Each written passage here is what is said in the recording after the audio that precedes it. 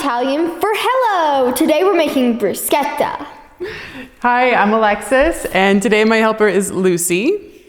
We're here for another episode of Key Lime Kids, where we teach you all how to do a basic kitchen skill and then demonstrate a recipe using that skill. And today, Bruschetta. Bruschetta, which you guys probably all know as bruschetta.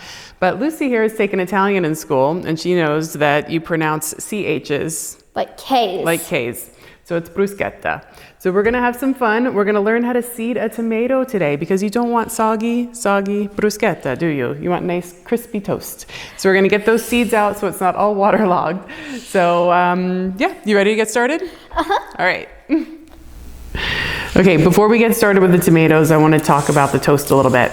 I've got a baguette that I sliced thinly and we put on a sheet pan.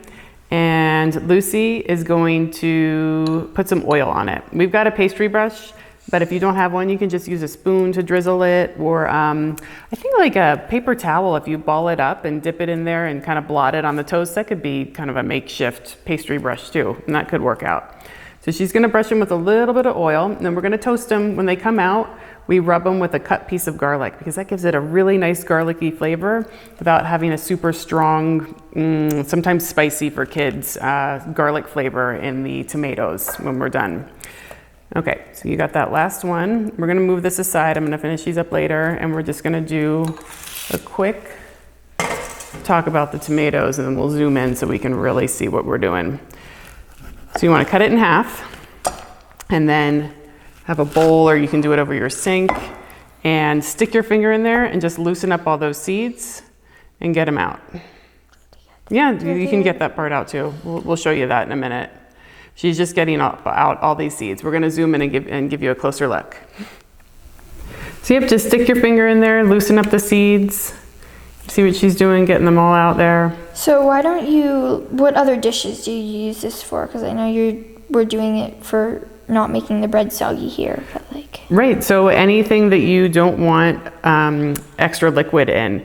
So for a salad that you're chopping tomatoes and you don't want the lettuce to be really soggy, you would seed a tomato for a salad, or for a salsa, a fresh tomato salsa, so it's not too watery.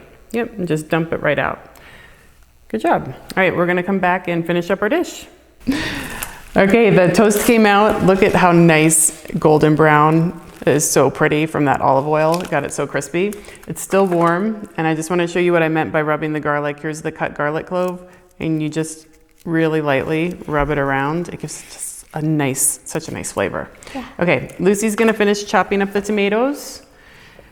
If you need help, ask your parent for help with the tomatoes if you are not comfortable using a knife.